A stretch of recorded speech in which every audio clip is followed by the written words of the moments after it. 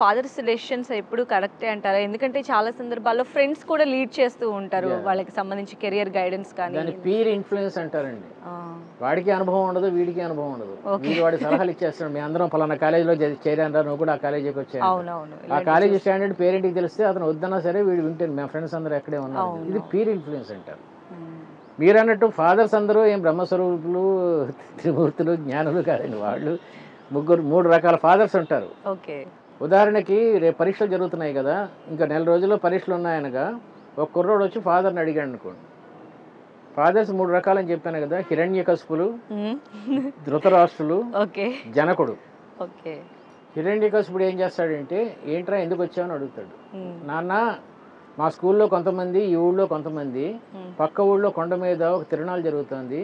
అక్కడికెళ్ళి గుండు గోయించుకొని చెరువులో మునిగితే అందరికీ ఫస్ట్ క్లాస్ వస్తుందంట. అందుకని నన్ను వెళ్తున్నాను నాన్న అన్నాడు. చంపేస్తాను ఎదవ అంటాడు హిరణ్యకశిపుడు. ఓకే. అమ్మ వస్తుంటే అమ్మను కూడా చంపేస్తాను ఎవడు నా మాట వీడు హిరణ్యకశిపుడు. అదే అదే. ఇలా కాకుండా ధృతరాష్ట్రుడు ఏమంటాడంటే, నేనే కాదు నాన్న అమ్మను కూడా గుండు చేయిద్దాం, నీ ఫస్ట్ క్లాస్ రావటం మాకు గుర్తుంది. వీడు గుడ్డోడు, ఫాదర్ ఏం కొడుకు చేయి.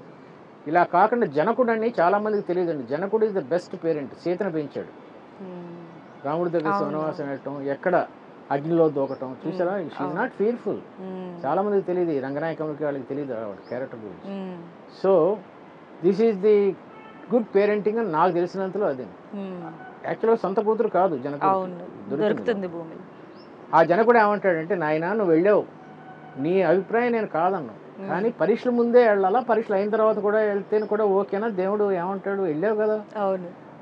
పరీక్ష పాస్ అవ్వాలంటే బాగా చదువుకోవాలి. హ్మ్. నీతో పాటు గుండు కొట్టించుకున్న వాళ్ళందరికీ ఫస్ట్ ర్యాంక్ రాదు కదా, ఒకడికే వస్తుంది ర్యాంకు.